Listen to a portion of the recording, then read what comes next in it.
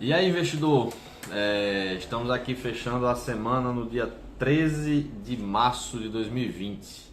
E aí, tá vivo depois dessa semana? Foi uma semana bem movimentada, né? Tivemos 4 circuit breakers, quando a bolsa interrompe as operações por algum tempo para dar aquela acalmada nos ânimos pós volatilidade excessiva. E de fato vivemos hoje um momento que até então não se vivia desde a crise de 2008, a crise do subprime americano, que acabou mexendo com todo o sistema bancário mundial. Bancos quebraram, enfim, foi uma crise que se colocou até o capitalismo, digamos assim, em xeque. A crise que a gente tem no momento é um pouco diferente, né? É uma crise motivada pelos desdobramentos da agora pandemia do coronavírus. Então há um medo mundial quanto aos desdobramentos dessa doença. Temos hoje, de fato, já alguns impactos em alguns países, fechamento de fronteira, redução de atividade econômica, enfim. Isso vai impactar a curto prazo, é verdade, não tem para onde correr. Essa semana a gente teve uma volatilidade considerável. Nós começamos a semana com um pouco menos de 100 mil pontos e chegou a um pico, a um fundo abaixo dos 70 mil pontos, então 69 mil e alguma coisa. E finalizamos a semana com 82.677 pontos, ponto 91, após uma alta no dia de hoje, sexta-feira, de 13,91%, uma alta bem considerável. Wilson, está feliz com essa alta de quase 14%? Não, sinceramente não. O que acontece?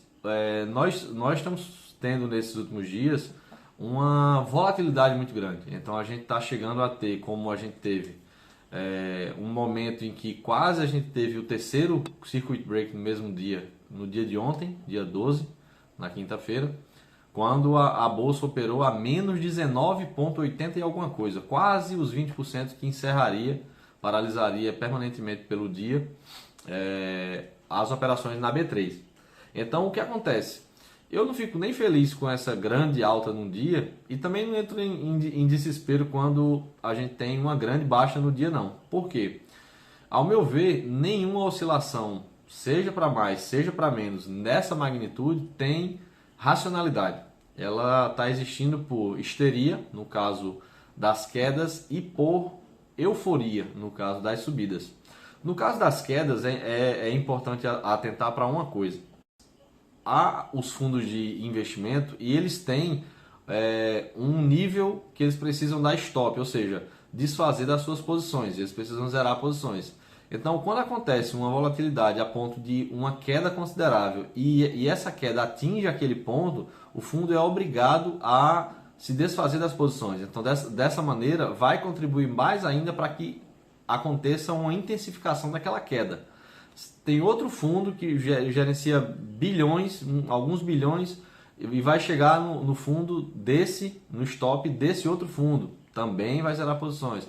E isso vai provocando um efeito em cadeia, que culmina numa grande queda, como aconteceu, como estava acontecendo ontem, a quase 20%, e finalizou ali um 14%, 13% e alguma coisa negativos. Então esse é o ponto. Eu nem me desespero quando a gente tem uma queda considerável, porque essa queda muitas vezes ela pode ser meio que um efeito manada, um tanto irracional, assim também como as altas consideráveis, como essa de hoje, quase 14%, e uma que a gente teve na terça-feira também, um pouco mais comedida ali por volta dos 7%, essas altas a 13 e pouco, hoje o índice abriu a quase 15, mais de 15%, então isso também tem um pouco de irracionalidade, isso tem um pouco de euforia. E euforia também ela não é tão racional assim, ela acontece porque as pessoas acham que é bom e acham que é bom, assim como quando está caindo,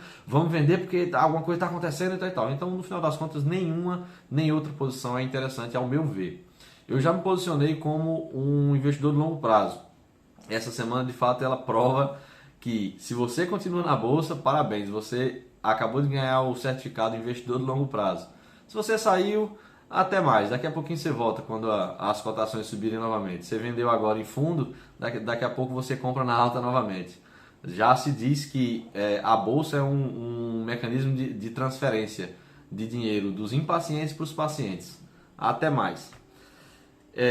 Então esse é o ponto. Quem ficou na bolsa tem aí um certificado extraoficial de investidor de longo prazo. Você adquiriu uma armadura e pequenas quedas muito provavelmente não vão mais fazer nenhum efeito em você, porque de fato você passou por uma semana bem complicada.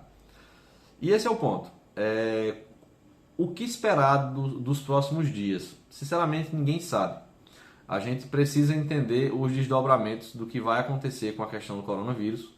A curto prazo, as cotações, elas, como diria o professor Vicente Guimarães, as cotações elas não têm racionalidade, então elas não acompanham, não necessariamente fundamentos das empresas. Elas vão acompanhar basicamente o noticiário. E o noticiário vai, às vezes, de manhã indicar alguma coisa para que as ações subam e à tarde vai indicar alguma coisa para que as ações caiam, ou ao contrário no outro dia. E no final das contas a gente não tem como ficar operando notícia. Operar notícia é algo que não dá para a gente fazer. O investidor de longo prazo ele visualiza o quê? Os fundamentos das empresas. E aí entra uma situação bem interessante.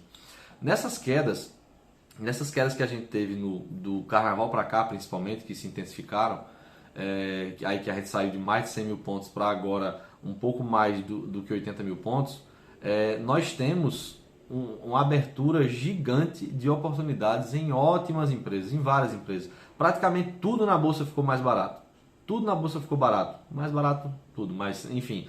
Várias empresas boas que aí estavam esticadas quando a gente estava lá em quase 120 mil pontos, agora estão muito atrativas. A gente tem casos de bancos negociando a 9 vezes lucro, 8 vezes lucro. A gente tem locadoras de carro, a gente tem elétricas, adoro elétricas, enfim. Então as empresas, aquelas empresas premium, vamos dizer assim, da Bolsa de Valores, elas de fato ficaram bem interessantes. É uma Black Friday de verdade, não é aquela Black Fraud que a gente tem de vez em quando, não. É uma Black Friday de verdade.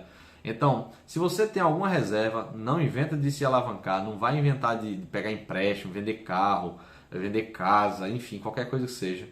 Se você tiver uma reserva de oportunidades, se você se planejou direitinho, guardou aquele percentual ali para aproveitar determinadas quedas, assim, eu meio que de vez em quando faço um misto do preço não importa, mas também do preço importa. Numa situação dessa, em que você tem, se eu tiver aquela reserva de oportunidade, aquele dinheiro que eu guardei ali e que dá para utilizar para uma compra no momento desse de ótimas empresas a um nível de 20, 30% mais barato do que eu já comprei no outro momento, é claro que eu vou aproveitar essa oportunidade para dar aquela incrementada na carteira. Lembra, se eu acredito que o índice vai voltar a um nível de 119 mil pontos e vai superar isso em algum momento, 6 meses, 1 ano, 2 anos, sei lá quanto tempo, o que eu comprei agora a 79, 75, 80 mil pontos, quando chegar nesse índice lá, nessa faixa de 120, 130, vai ter rendido muito. Então esse é o ponto. A gente está meio que turbinando nossa carteira para o longo prazo. Eu me posiciono dessa maneira. Eu sou investidor de longo prazo. Então eu não estou de fato tão preocupado assim com essas quedas momentâneas por conta da questão do coronavírus. É uma situação séria? Com certeza é uma situação séria. Vai impactar na economia a curto prazo? Vai, com certeza.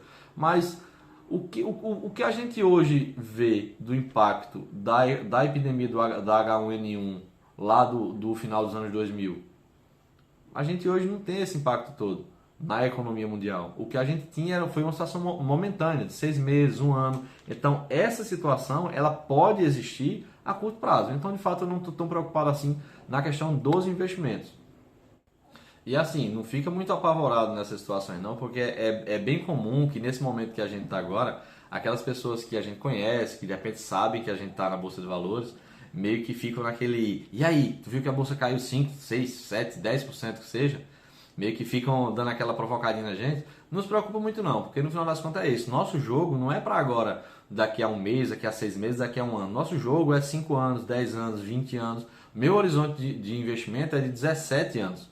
Eu visualizo, eu pareço mais velho, mas enfim, Eu visualizo meus investimentos no horizonte para quando eu tiver 50 anos de idade, aí daqui a 17 anos. Eu gosto de falar de vez em quando que tão importante quanto o dinheiro que a gente precisa ter para investir é a mentalidade que a gente se propõe a aplicar nos nossos investimentos. Se você estiver pensando em colocar um dinheiro na bolsa de valores para tirar o mais cedo possível, um mês, 15 dias, realmente você vai estar sujeito a essas oscilações de curto prazo e você vai ter um problema sério de ansiedade. Eu não sirvo para isso, eu não consigo operar a curto prazo. Eu tenho meus problemas de ansiedade, eu vou infartar numa brincadeira dessa. Então, no final das contas, de fato, meu pensamento é: meus investimentos são para longo prazo. Se você tiver essa mesma mentalidade, tamo junto. Até a próxima. Valeu! Não esqueça de curtir esse vídeo, se inscrever no canal, compartilhar para as pessoas que você acredita que gostam desse assunto. E valeu aí!